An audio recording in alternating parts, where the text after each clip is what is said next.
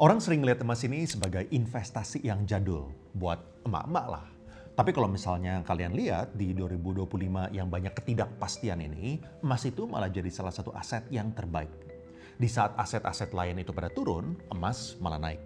Misalnya S&P 500 itu turun 9%, Bitcoin turun 11%, tapi emas itu malah bisa naik 25% dalam 4 bulan. Dan ini harga emasnya itu dalam bentuk dolar ya. Kalau misalnya dalam bentuk rupiah pasti lebih gede lagi, soalnya rupiah kita itu terus melemah dalam jangka panjang. Jadi emang ini keunikan emas. Di saat lagi ada ketidakpastian, emas itu seringkali ada korelasi yang negatif lawan aset yang berisiko. Waktu 9/11, S&P 500 itu turun 12%, sementara emas itu naik 7%.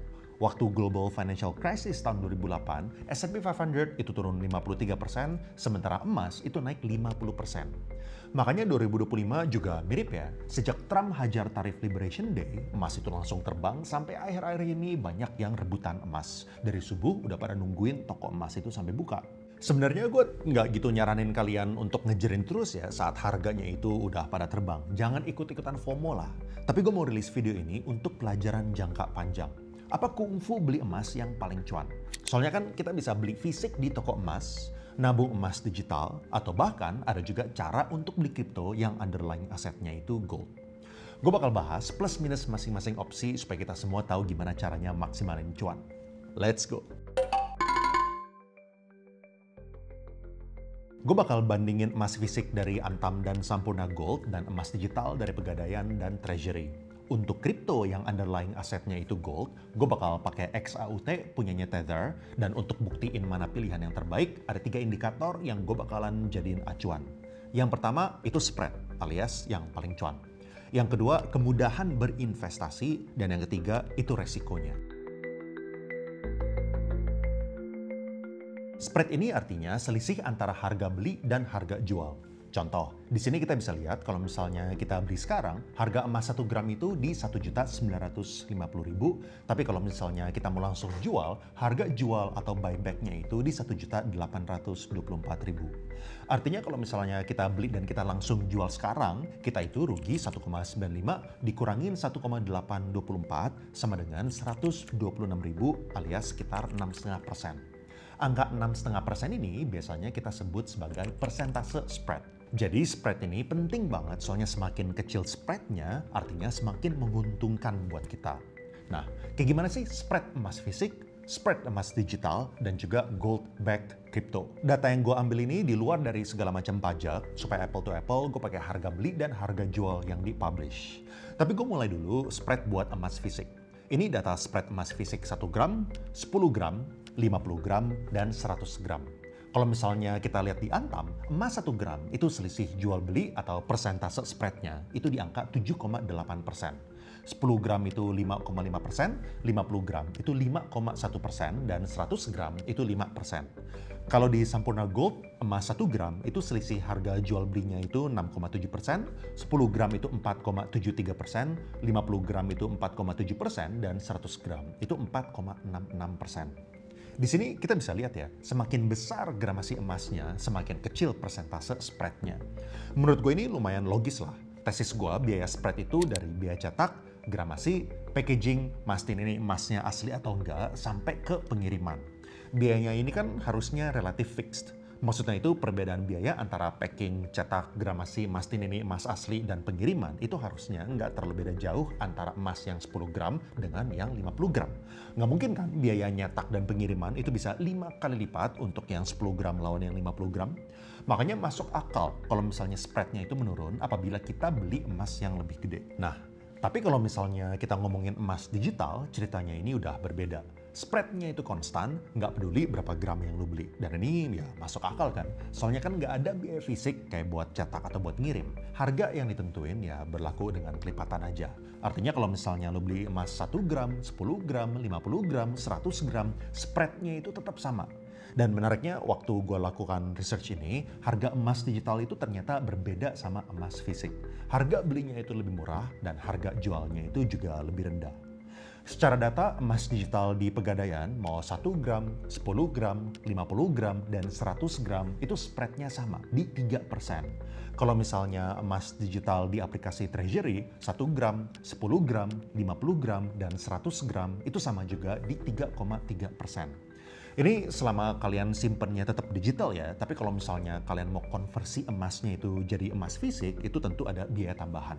Ini banyak yang nggak tahu ya, di beberapa aplikasi kalian itu bisa konversi emas digital kalian jadi emas fisik. Ini jadi pembanding yang menarik kan, soalnya kan sekarang kita bisa punya dua opsi. Kita bisa langsung beli emas fisik, atau kita bisa nabung emas digital, lalu kemudian kita cetak jadi emas fisik. Mana yang lebih cuan? Ini gue kumpulin datanya kalau misalnya kita cetak emas dengan merek Antam.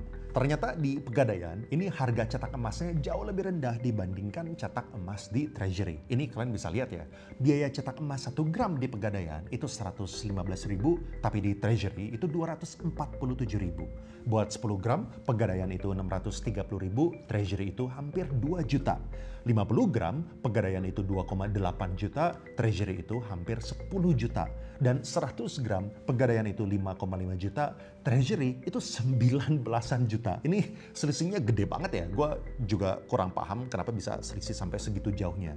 Tapi habis gue hitung, gue dapat hasil spreadnya. Di Pegadaian, kalau misalnya kita beli emas digital, kemudian kita cetak dan kita jual fisiknya buat dapetin gramasi 1 gram, spreadnya itu sampai 8,85%, 10 gram itu 6,1%, 50 gram itu 5,7%, dan kalau misalnya 100 gram itu 5,65%. Di Treasury, harga cetak emas ini jauh lebih tinggi dibandingkan Pegadaian ya, jadi otomatis spreadnya pasti lebih tinggi. Buat 1 gram, mereka itu bisa sampai 15,37%, buat 10 gram itu 12,7%, buat 50 gram itu 12,37%, dan 100 gram itu 12,33%. Ini perlu di-note juga, harga cetak aplikasi Treasury ini fluktuatif setiap hari, beda sama Pegadaian yang harga cetaknya itu ada daftar harganya. Jadi kalau misalnya kita beli emas digital, spreadnya itu rendah, tapi begitu kita cetak fisik, spreadnya ini justru jadi lebih tinggi. Bahkan jadi lebih mahal dibandingkan kita beli emas fisik langsung. Walaupun ini kita harus note juga ya, opsi untuk nabung emas digital lalu kita konversi jadi emas fisik ini juga masih bisa masuk akal dan ini bisa jadi cara untuk maksimalin cuan. Misalnya, daripada kalian beli 1 gram yang fisik selisihnya itu bisa 8%. Bisa aja kita beli emas digital 1 gram, 1 gram, 1 gram, 1 gram, lalu setelah udah gede, misalnya udah 50 gram atau udah 100 gram, baru kita cetak. Ini tetap bisa lebih cuan, soalnya selisihnya itu cuma sisa 5,7% buat 50 gram dan 5,65% untuk yang 100 gram. Selisihnya ini tetap lebih tinggi daripada kita beli emas fisik 50 gram dan 100 gram langsung ya. Tapi kan nggak semua dari kita itu bisa langsung beli 50 gram atau 100 gram. Gimana dengan emas kripto? Buat emas kripto ini spreadnya tentunya berbeda ya, soalnya kan kita bukan jual beli emas, tapi kita ini jual beli kripto yang underlying asetnya itu emas, alias gold-backed crypto. Dan gara-gara kita itu langsung transaksi kripto, nggak ada istilah pakai harga buyback, kita itu langsung spread antara bid dan offer yang ada di order book. Buat emas kripto, gue pakai XAUT, ini tuh token kripto emas punya Tether, perusahaan di belakang stablecoin terbesar di dunia yaitu USDT. Sebenarnya ada emas kripto lainnya juga ya, tapi gue nyontohin Tether aja, soalnya track record perusahaannya ini udah cukup lama, sejak tahun 2014 dan USDT juga merupakan stablecoin USD terbesar dengan AUM 150 miliar dolar. Ini tuh 2,5 kali lipatnya AUM stablecoin nomor 2 yaitu USDC yang di angka 61 miliar dolar, dan investor kripto biasanya juga udah pakai dan percaya sama USDT gara-gara speed, diterima di mayoritas exchange, dan juga biaya transaksi yang relatif murah. Sayangnya per video ini direkord, XAUT belum available di banyak exchange, mungkin gara-gara mereka ini baru di whitelist sama Bapepti dan bursa resmi atau apapun lah, gue kurang tahu. Tapi pas gue nyari-nyari, kita itu bisa beli XAUT di aplikasi Mobi. Ini tuh salah satu aplikasi buat investasi kripto yang disebut secara resmi sama Tether bahwa mereka itu udah saling menjalin kerjasama. Dan setelah gue cek, Mobi ini juga salah satu aplikasi yang udah punya izin dari OJK dan juga terdaftar jadi anggota bursa kripto, clearing, dan custodian resmi. Nah, buat cari tahu spreadnya, gue cek order book mereka di jam yang berbeda-beda, tapi intinya range-nya itu antara 0,11% dan 0,21%. Jadi kalau misalnya kita rata-rata, spreadnya itu di angka 0,17%. Jadi untuk masalah spread, ini kesimpulannya. Di antara emas digital, emas fisik, dan emas kripto alias crypto-backed gold, emas kripto ini yang paling cuan dibandingkan opsi-opsi lainnya. Ranking yang kedua yang paling cuan itu beli secara digital, ranking yang ketiga itu beli emas fisik, dan yang ranking keempat adalah kalian itu nabung emas secara digital, lalu kalian cetak fisiknya. Lalu kesimpulan yang kedua, investasi emas ini baru masuk akal menurut gue ya, kalau misalnya kalian memiliki time horizon yang jangka panjang. Misal, minimum banget itu 5 tahun atau kalau misalnya bisa 10 tahun bahkan 20 tahun. Kecuali kalian belinya itu crypto-backed gold yang spreadnya itu cuma 0,1 sampai 0,2 persenan antara jual dan beli. Jadi kalau misalnya lu beli sekarang, abis itu lu mau jual 6 bulan lagi, satu-satunya yang masuk akal itu adalah emas kripto. Soalnya kan kalau misalnya kalian beli emas digital dan emas fisik, spread minimumnya aja itu 3%. Bahkan bisa naik terus ke 5%, 6%, 8%. Dan kalau misalnya kalian itu belinya yang digital, terus kalian cetak, itu bisa sampai 15%. Artinya kalau misalnya kalian beli emas terus kalian jual dalam 6 bulan lagi, emangnya kalian yakin harga emas itu bisa naik minimum 10%? Dan kalau misalnya 10% pun, itu pun kemakan semua untuk spread dan kalian nggak dapat keuntungan sama sekali. Makanya yang tadi gue bilang, kalau misalnya kalian beli emas digital, apalagi kalau misalnya kalian beli emas fisik lah, itu wajib banget untuk kalian memiliki time horizon yang jangka panjang, minimum menurut gue itu 5 tahun. Lalu yang ketiga, kalau misalnya kita ngomongin dari segi cuan, sebenarnya ada satu plus point lagi kalau misalnya kita invest XAUT dibandingkan emas digital atau bahkan emas fisik, yaitu dari segi perpajakan. Dari segi pajak, kalau misalnya kita belinya itu XAUT, kita itu kena pajak seperti kripto lainnya, udah final cuma 0, sekian persen. Sedangkan kalau misalnya kita belinya itu emas fisik dan kita belinya itu emas digital, kita itu secara peraturan harus bayar pajak progresif. Ini dari keuntungan ya. Tapi gue tau lah banyak banget dari kalian yang biasanya itu diem-diem dan nggak lapor pajak kalau misalnya kalian beli emas fisik. Tapi kalau misalnya kita ngomongin secara peraturan dan kalian emang laporin ini di SPT dan kalian pengen menggunakan kenaikan dari emasnya itu misalnya buat beli mobil atau buat beli rumah, seharusnya yang kalian kena itu adalah pajak progresif.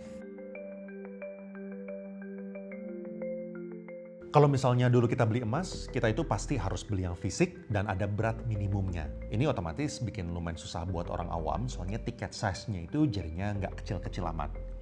Tapi untungnya gara-gara kita sekarang ada opsi buat beli emas digital, ini jadinya membantu soalnya kita bisa beli dengan gramasi yang super kecil. Kalau misalnya di Pegadaian, kita itu bisa beli emas dari 0,01 gram dan treasury itu minimal Rp5.000 alias 0,0026 gram per video ini itu direkod. Otomatis ini ngebantu banget ya buat teman-teman yang relatif pemula yang lagi ngebangun habit buat nabung. Kalau misalnya emas fisik, proses jual belinya itu ada keterbatasan lokasi dan waktu ya. Kita jualnya itu harus jam kerja, otomatis kita harus luangin waktu ke tokonya buat jual beli. Kecuali kalau misalnya lu yang emang pemberani ya, misalnya lu sultan banget, lu mau beli emas batangan 500 gram dan lu tetap pakai Tokopedia, ya itu pilihan lu lah. Mungkin kalau misalnya gue ini tipe-tipe yang lebih konservatif.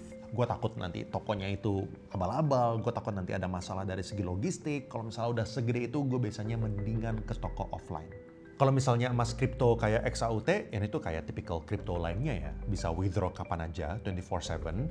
Lalu kalau misalnya di Mobi, kita lihat juga bisa mulai dari Rp20.000, jadinya gampang buat investor pemula. Dan XAUT ini juga sama kayak emas digital ya, bentuknya itu bukan fisik, jadi gampang buat nyimpennya. Dan buat yang agak advance di dunia kripto juga, benefit XAUT ini bisa kalian kirim dan kalian terima dari siapapun pakai blockchain Ethereum. Jadi buat kalian lakukan transfer atau kalian ngasih ke orang lain itu jadinya gampang. Beda sama digital gold yang sifatnya itu ya cuman jual beli dan kita itu nggak bisa transfer kepemilikan digital gold kita ke orang lain. Tentu dengan kemajuan teknologi dan kemudahan investasi ini ada resiko-risiko yang perlu kita pelajarin. Apa aja sih resiko investasi emas? Secara prinsip, beli emas itu ada 3 resiko. Resiko finansial, keamanan, dan resiko keaslian. Kalau misalnya resiko finansial, ini maksudnya kita itu beli di harga tinggi, lalu resikonya ya kalau misalnya kita jual di harga yang rendah.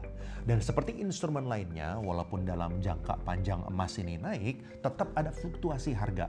Dan ini sama semua ya, mau di emas fisik, digital, maupun kripto, risikonya ini ya sama, ada semua.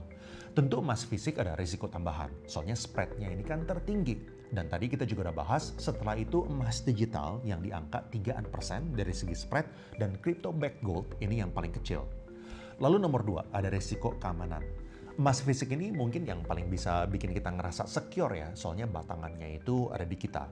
Tapi kalian tetap harus hati-hati. Pastikan kalian juga beli safety deposit box kalau misalnya kalian emang beli emas fisik. Soalnya emas itu gampang banget dicuri ya guys. Emas itu kecil. Kalau misalnya kalian pernah beli emas 1 kilo, kalian bakal tahu kalau misalnya antam 1 kilogram yang harganya itu 1,9 M, ukurannya itu lebih kecil daripada iPhone 16 Pro Max.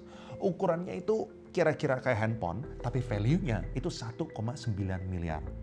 Lalu emas fisik juga ada risiko rusak, misalnya fisiknya itu kegores, patah, itu juga bakal nurunin harga jual atau buyback-nya. Dan kalian juga perlu jaga jangan sampai sertifikatnya itu hilang, soalnya itu juga bakal nurunin harga jual. Lalu tentu ada resiko dari segi keasliannya juga ya, emas yang lo beli ini asli nggak? Dan kebanyakan dari orang kan tentunya nggak bisa ngebedain antara emas yang asli dan yang enggak.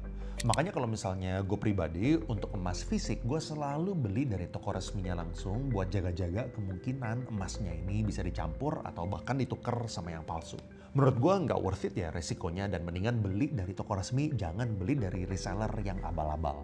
Gimana dengan emas digital? Apakah emas digital ini pasti aman? Emas digital ini relatif baru di Indonesia, baru sekitar 6 tahunan, jadi aplikasinya ini belum terlalu banyak. Tapi kita ada satu case kemarin. Di tahun 2023 ada perusahaan emas digital namanya itu PT Tamasya Global Syariah yang beroperasi tanpa izin Bapepti alias secara ilegal. Nah, setelah aplikasinya ini nggak bisa diakses, aplikasi ini tiba-tiba maksa user untuk menjual seluruh emas mereka sebelum tanggal 15 Februari 2023 di harga 800 ribuan per gram. Ini merugikan banget ya, soalnya di saat itu platform lainnya matok harga 900 ribu. Makanya kalian harus benar-benar background checking apakah izinnya ini legal, owner di belakang aplikasinya ini siapa, seperti apa track recordnya. Soalnya di emas digital ini tuh tergantung dengan aplikasinya. Kalau misalnya aplikasinya ini macam-macam, apalagi beroperasi secara ilegal, yaitu resiko yang kalian harus hadapin. Kalau misalnya emas kripto kayak gimana? Menurut gue ini mirip lah sama kayak emas digital. Di luar dari aplikasi yang kita perlu cek apakah izin-izinnya ini udah lengkap dan reputasinya itu gimana, kita juga harus kenal dengan siapa penerbit token kripto yang berbasis emas tersebut. Misalnya, emang bener ya, Tether ini di belakang stablecoin terbesar di dunia, USDT. Yang invest di kripto pasti udah tau lah dengan USDT dan harusnya bahkan udah pernah beli dan udah pernah transaksi pakai USDT. Jadi secara branding, XAUT ini emang bagus, soalnya XAUT ini dibikin sama Tether juga. Tapi bukan berarti Tether ini perjalanannya 100% mulus. Tentu sekarang kesannya Tether ini udah bebenah ya, udah 7 tahun lah kira-kira. Tapi itu gue balikin ke kalian semua. Sama kayak stablecoin ya. Ada yang percaya sama USDC, ada yang percayanya itu sama USDT, dan kalian juga bisa cek di websitenya Tether sendirilah. Klaim mereka itu, Tether Gold is a stablecoin that provides ownership on a one-to-one basis. Emas mungkin bukan tipe investasi yang cuannya itu bakal to the moon secara cepat. Tapi keunggulan emas adalah statusnya sebagai safe haven. Kalau misalnya lagi ada ketidakpastian atau konflik, emas itu seringkali outperform aset-aset lainnya. Jadi mana yang terbaik buat lo, itu balik lagi ke masing-masing. Kalau misalnya kalian mau spread yang paling kecil, lalu kalian udah terbiasa dengan kripto, kalian mau trading emas, dan kalian mau investasi emas dalam jangka pendek, dan kalian juga paham resiko di belakang Tether dan aplikasi investasi di kripto, XAUT ini bisa jadi pilihan buat kalian. Apalagi yang kayak tadi gue udah bilang kan, salah satu benefit terbesar XAUT itu pajaknya. Kenanya pajak kripto cuma 0, sekian persen, bukan pajak progresif seperti emas batangan atau emas digital. Kalau misalnya kalian nggak percaya dengan kripto-kriptoan, oke dengan spread sekitar 3%, dan kalian mau nyicil emas untuk jangka panjang sedikit-sedikit, dan kalian nggak mau ribet-ribet nyimpan emas fisik, digital gold ini yang cocok buat lo. Kalau misalnya kalian paling percaya cuman sama diri kalian sendiri, dan kalian nggak keberatan buat nyimpan emas fisik, apalagi kalau misalnya kalian lumayan sultan, belinya itu misalnya minimal langsung 50 gram, langsung 100 gram, supaya kalian bisa ngecilin spread, emas fisik itu yang buat lo.